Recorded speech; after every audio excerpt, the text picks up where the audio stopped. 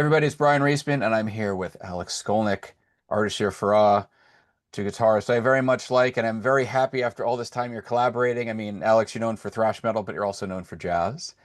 And Ardeshir, you're known for sort of the Latin world fusion of Strunz and Farah, but you also have a rock background. So it's interesting that you two. I think Alex, 10 years ago, I had a conversation with you on the phone about this. Like, I wish you guys could collaborate and talk to Ardeshir. Yeah, we might have talked about that. Yeah. And it just sort of happened organically. Right. There was a time that and then us were talking about it, Strunz Farah and Brian. You might not think that your two styles would work, but they do. I mean, Ardeshir, you had some you like Jorge, your collaborator Jorge Strunz. You did some rock stuff before, right? You've done some rock stuff, electric stuff prior to Strunz and Farah. Well, I used to play electric guitar with Persians that had migrated to Los Angeles after the revolution, 1979. But I never recorded any electric guitar solo songs or album or anything. And Okay. so I had a few recordings that I had prepared at home. And then at the time I met Alex at the Baked Potato when he played with Stu Ham. I used to Yeah. go, and I still go and see that show. It's a great show, and Alex plays amazing guitar. We said hello, and I thought maybe it would be a good idea if I asked Alex to join me on on a couple of tunes. And I asked him, and he graciously accepted. And one day, when he was in LA, he just came over, and we did it in 2 hours. In about 2 hours, it was very quick and turned out great. Yeah, it was a fun day. It was a fun day. It was a great Yeah. day. We Well, it's recorded interesting because Alex's parts, then we came up with some parts that we played here together. Yeah. So that we added some more parts to the tunes, and then I mixed and mastered and edited everything myself right here. handle it. Well, also, I mean, Alex, you've been doing. I mean, the Alex Skolnick trio has been at least 20 years now, 20 right? years. Yeah. Yeah. And then also you had that Planetary Coalition World Music album you did back in 2014, which is probably why we ended up getting into that conversation because there's a couple tracks in here I was just revisiting, like Salto and Playa La Ropa, But, which definitely have the kind of Strunz and Farah feel in certain parts to it. And I'm assuming may have influenced you a little bit on that. oh, absolutely. In fact, a lot of the electric guitar playing that I do is inspired by good acoustic playing. Um, McLaughlin, Demiola, their guitar trio with Paco de Lucia, of course, Strunz and Farah is a Yeah. part of that. Right, So thanks. in a way, it's a natural transition to me. So I've always developed a lot of my electric ideas on acoustic. So I've always had that element. But with the Planetary Coalition album, yes, I just that was my I had a break in the schedule and I was able to record mostly acoustic guitar with all these world music artists. I didn't know Ardeshir then. I Right, should certainly he would yeah I certainly would have invited him, but yeah maybe I'll right, revisit that project again at some point. right. So Yeah, you we guys must have, can music stuff hopefully in near future also. Yeah, sure. yeah, and at least we're getting to collaborate now, and Right. Yeah, I mean for viewers who might not know Strunz and Fra, I mean you guys just sort of it's a mixture of Latin guitar, flamenco, Persian music, a lot of different world influences. I mean, when you guys broke in the early 90s, I mean I saw a couple of shows that it was called Billboard Live, then became the Key Club. I think it was originally Gazzari's before that. And it was a really dynamic show with two percussionists, electric bass, wind player. So it's a very exotic sound. But I remember working in Music Plus, and one or two of the metal dudes there really appreciated it because they were like they're like, yeah, that stuff's really hard to do. Right. Like, Metallica's great, but this stuff's like really, really difficult. So you have two yeah, tracks here, right? You have 171 mph and Eddie's Madness. And 171 mph feels a bit more jazzy in terms of the style and improv, and Eddie's Madness is a bit more rock to me. Yes. I called it 107 was mph, meaning 170 miles per hour. I was trying to come up with slightly different style of titles instead of regular like back of the mountain, or that the normal kind of things that people come up with. The reason for that is that the tempo of the tune is 171 beats per minute. That's what I thought. Most musicians get that when they see that 171 mph. Basically, it means that it's an up tempo fast tune at 171 beats per minute. And what, I mean, for the two of you, what do you think, what do you appreciate about each other's playing, and why do you think this works so well? Because it seems like a pretty natural fit, actually, listening to it. Yeah, I think it works really well together. Like I was saying, to me that I've often listened to the type of acoustic playing that Artie did, and of course the Strunz Farah stuff. But hearing him play electric, it translates very well to electric, and interacting with it is a lot of fun. It's very easy. We're able to have a nice conversation between instruments. And my favorite type of improvisation is very conversational. And it's not every musician that you can have that chemistry with. The ones that I do, like guys in my trio, Stu Ham and others, like, you have that chemistry, but with Artie, it's there, but on guitar, two guitars. That's right. Well, Alex has a reputation for being a great rock player and also having interest in other styles of music. Yeah. So that's what was interesting. And then when we met at the Baked Potato several times when we played with Stu and Pact, I felt like there was a chemistry. We talked a lot, and I loved his playing. And I thought the two tunes being me playing electric guitar would be great if I could have somebody like Alex Skolnick, who's known in the electric guitar world and is familiar with the sound, join me. And he was, like I said, very, very kind to accept it. It would certainly be very different if I just did it by myself, playing all of a sudden coming out of nowhere playing electric after 45 years of acoustic guitar, just jumping on electric. It would not have the same impact as having somebody like Alex join me. So I sent him the two tunes and asked him if he was interested. And like I said, he was kind enough to play in both of them. Thank you. Well, it was a big honor because I've been a long time listener, and I do think I agree. It is an interesting combination. Right. And I'm more known in the electric guitar world, so um, it definitely I think it's interesting. It's more interesting than me collaborating with somebody that I'm more associated with. Right. And and vice versa. And also I'll just add that the baked potato shows where I play with Stu Ham, it's a real musician scene. It's a lot of fun. So Artie's been coming to these shows, and we've had great players. I mean, one time Chuck Rainey, the bassist for Steely Dan, and he was there. I've met Rhonda Smith. Yeah, obviously Stu gets a lot of bass players. Uh, Right. Mohini Day. But as far as guitar players, it's a wide variety.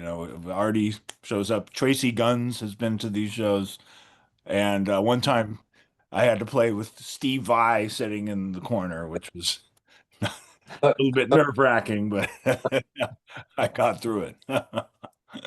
Well, something that's interesting is I remember Ardeshir and I were talking just about metal guitar playing. I know he'd been thinking about doing the electric stuff. And Marty Friedman was playing in LA at the Whiskey one night. So I got him in through the publicist. Although Marty went on so late that Ardeshir had to leave because he had to get up early next morning. But you were watching these death metal bands just prior to that and telling me how like you were impressed with the technical side of their playing, which surprised me because I was so used to you with the world music thing and the Latin guitar thing that like it was interesting that you appreciated that side of it as well. Well, I mean, there were four bands before Marty that night. And I picked Showtime, and it said Showtime at 8:30. So I showed up at 8:30. I thought Marty would have like maybe one opening act. I wasn't familiar with the with a setup in these clubs, like Whiskey, for example, sometimes I have 3 or 4 opening acts. Yes. Yeah. Really, the main act goes on. So that night they had something like, I think they had 4 opening acts, 4 acts. Yeah, you told me 4 bands. It was a long night. Yeah, that's a lot. That's more more Yeah. than I can handle in a night. And every one of the bands did a full set.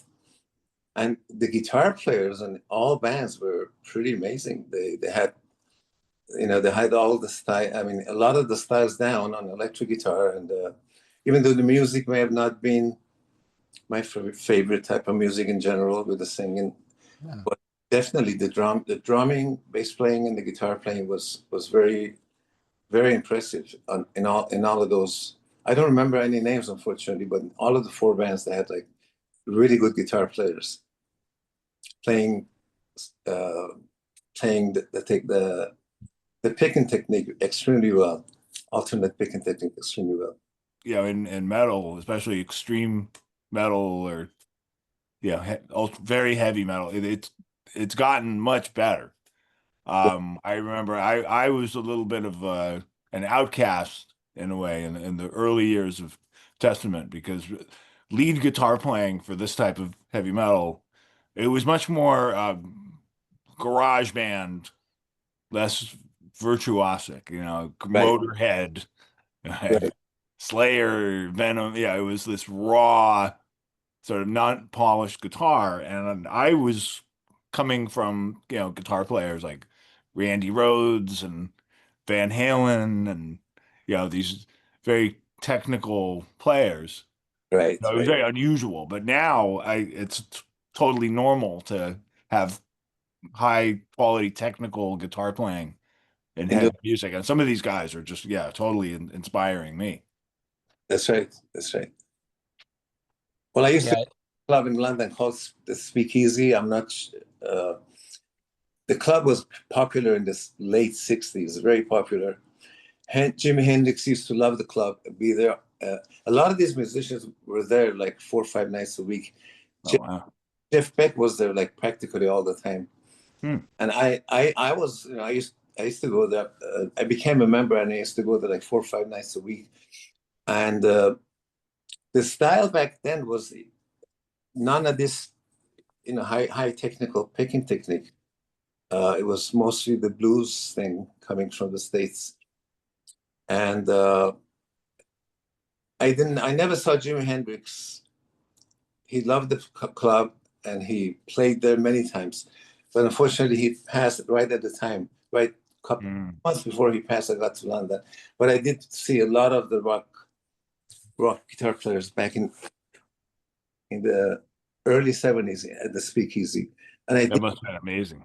I joined a band called Sniff and the Tears for about a year and a half, and they were just like a normal pop rock band, and the guitar playing was very bluesy, very normal bluesy, and until 1972 when I heard records from John McLaughlin and Mahavishnu Hmm. Orchestra, and that completely all of a sudden opened a whole new door and showed me that there's more to the guitar than everything that was going on that I was exposed to at the time. I think didn't Jorge meet Hendrix at one point, way back in the day? Dixon several times. Really? Wow. Yes, Have you sort of discussed how your styles can be similar in certain ways, how your style, because there is a complementary thing. I mean, I can hear more of the shredding on Alex's side, and I can hear the Persian and Latin shredding is a little different. There's a different style that you bring from the acoustic for that, because 171 mph also has some acoustic on it as well. And have you guys talked about sort of your technique and how you find the similarities in the way you guys play? I don't know if we talked about it, but I think it just came together, and you can hear slightly different vocabularies. Yeah. that's right. That's Yeah. right. I mean, we really didn't get that much time to sit with the guitars. We've met most of the time at the baked potato, in between. That's the one time that Alex and I sat together with guitars was the time that he came over to my house when we recorded, and we got to recording right away because we were pressed for time, and we just started playing, and like Alex says, it just it just all came together without getting into the details of this style and that style and differences and similarities. We both brought these different influences Yes, and different patterns, and some guitar players have a lot of patterns that are very common, that are very, there's a lot of over, like if this was, say, Zach Wild and Kirk Hammett together, with all due respect, there would be a lot of these certain types of pentatonic licks, and they have a lot of overlap. that's And right. I always think it's more interesting to hear people play together when they have different patterns. And Exactly. And I was hoping that was going to happen, yeah, and it did happen. And a lot of my friends who play guitar in Iran actually made a point of that, and they said there's a distinct difference in the styles, and it's one of the interesting things in both tunes. yeah, and I think they inspire each other too, Right, because exactly. I might play a part differently because I'm inspired by something he played. Oh, but That's right. it's different enough, so you That's know right. it works well together. Obviously, the Ardeshir, you had these demos already. I had the tunes composed and recorded, and I sent them to Alex, and we decided on the plan of what we're going to do ahead of time, because I knew Alex was very busy with all the touring and everything. So I sent him both tunes, and we decided. I edited a couple of parts that Alex liked. There was a part that he liked in 171 MPH. I edited that part that I did an acoustic guitar solo on, and he said, with that, because the drummer kind of goes way down dynamically in the beginning and then gradually builds up. So I prepared that. It was all prepared for Alex to play his parts. So we could make the best use of time, because the time was limited. Yeah, I remember that. I would hear certain sections. Oh, I like that. I can Right.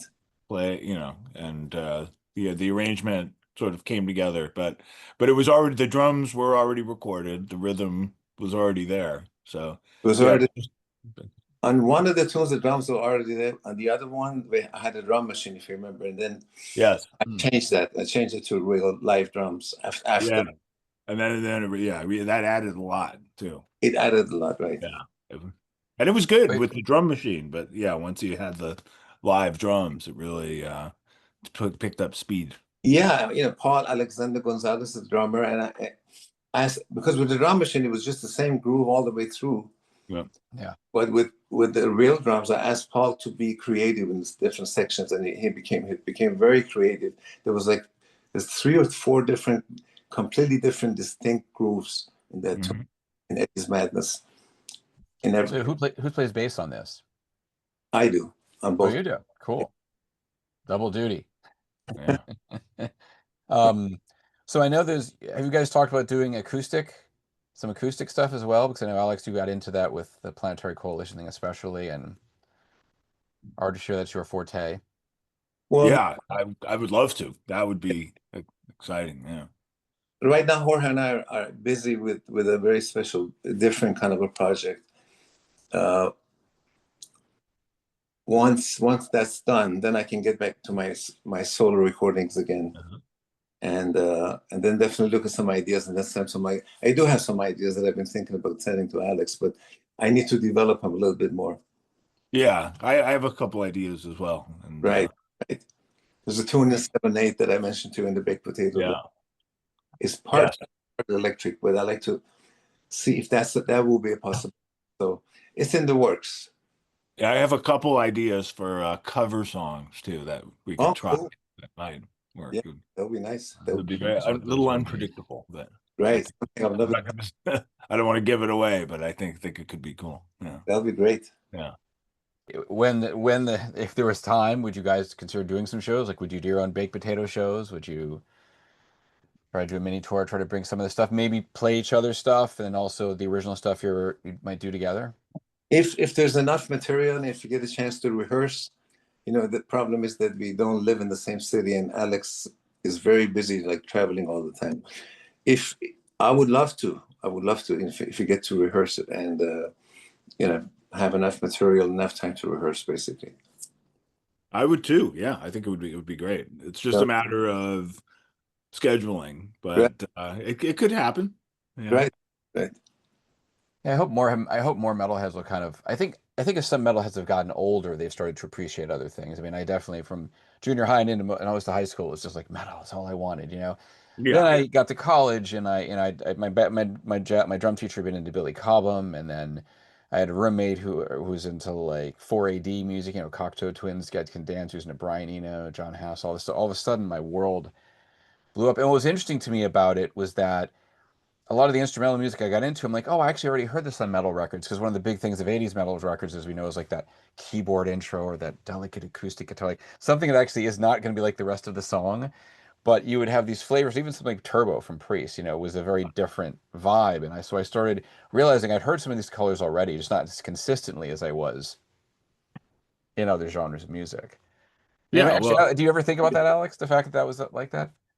yeah. I mean, I even very early on when I was developing as a player and discovering artists like Ozzy Osbourne. Well, his song "Diary of a Madman," right, is has this beautiful acoustic intro by Randy Rhoads that was inspired by Leo Brouwer, the Cuban guitar composer. He has a guitar concerto that and all the these pieces, so that it's very close. I think Rudy Sarzo inspired that because Rudy's from Cuba, and Yes. I didn't know it. I didn't know where it came from, but when I later I found out, and it made sense. And then Eddie Van Halen had these great acoustic moments, like the intro to Little Guitars or Spanish Fly. So a lot of I would always gravitate towards those. And then when I heard actual music like Paco de Lucia and others, I made a connection. I'm like, oh, this is similar to what those guys were doing, Randy Rhoads and Eddie Van Halen, but just in these Yeah. brief moments on the record. And then I got opened up to all this acoustic guitar music. It's like I didn't know there's like full albums of all that that stuff, especially with McLaughlin, Demiola, Right. Paco. Yeah. Yeah, they did some great work, the three of them together. Oh, amazing, Yeah, amazing. I like their studio recording. I think that one doesn't get enough attention. The live recordings get all this attention. that's right. That's great. The studio recording, I feel like it's a little more delicate and Right, right. really, I love that second studio record. The yeah, second what is it? Passion, Grace, and Fire. Yeah. is an amazing. And not as amplified, probably even because even acoustic stuff amplified can be a bit different, you know, in Oh yeah. concert for a large audience rather than intimate studio recording. Right, that Oh, first Aspen is amazing on that record on Passion, Grace, and Fire, written by John McLaughlin. Aspen, and then there's a different version of yes. Grace and Fire that Paco and Al Demiola recorded that with just the two of them originally, and then they did it with the three of them again. So that's a very, very interesting album. And then there's another studio album, the third one that they did. There's a lot of Yeah, stuff. it's all great. It's all great music. I was surprised to find out, they were fighting a lot of that time. Yeah. Talk- I've gotten to know Al a little bit, and you get him talking about those records, and That's it's right. really funny. They were just Yeah. the I love arguments. And it's this beautiful, elegant music. Like you'd have no idea. I think you think they're so happy and they're getting along, but yeah, their managers were fighting with each other, and moments, there's moments that are really happy and they hit a very good night. Two of Yeah. them turn and comes out fantastic. And there's also the opposite that happens at times. yeah, Uh, yeah. much as I guess that intensity, yes, that's yes, partly what made the group so great. There was this intensity, and sometimes that was led to challenges it often. did. Right. It's funny that Al Di Meola played, I think he played on the last Strunz Farah record, but he was playing percussion. It was like, I was having one of those conversations with him back in, I think, when was it? a few years ago, and then we were just talking about things, and all of a sudden he says, I would play percussion on one of your cuts." And I thought he was kidding. I thought he was joking. I said, "Oh yeah, great. Yeah. So we're gonna say Al Di Meola percussion, Al Di Meola in the back of the album." And he goes, "I'm serious." I said, "Oh, serious." That's an unusual Al Di Meola collaboration. It's not what you expect. Right. Well, he loves playing percussion. He's always has played percussion. So I told Jorge, He plays it like for real. he Like, plays it for real. Yeah. I mean, I was shocked when Right. yeah. And we picked one of Jorge's tunes and sent it to him. And as soon as he got it, he answered, "I know exactly what to do with it." So he played cajon, bongos, clave, and spent 5 hours in the studio with it. Do you think there would be a way to do like a sort of second Planetary Coalition album? I would Uh, love to. It's been, yeah, I've thought about it for a long time. It's a big undertaking, you know. yeah. And this, I was just barely able to squeeze out this trio album, "Prove You're Not a Robot." But maybe now that that's done, maybe I can look at a Planetary Coalition album. I also want to do like a more of a scaled down acoustic album. Right. So I might do that, with just instead of like, instead of 24 plus guest musicians, maybe just a half a dozen or so, duets. I think it'd be interesting if Steve Stevens jammed with you guys, because I know he did his Flamenco a Go-Go Oh, album he can, many yeah, years he's a ago, and great Ardeshir, player. you thought it was actually pretty good. You were like, hey, Yeah, Steve Stevens, great. It's very yeah, good. Yeah. And the song the piece that you did that Alex did with Rodrigo and Gabriel is very interesting. that's Oh, right. yeah, that was a lot of fun. I mean, that was a nice connection as well. Right. Yeah, that was very nice. Very well done. I appreciate the fact that you guys, both of you are trying different things. Yeah, Yeah. and more to come too. I'm excited about what's next.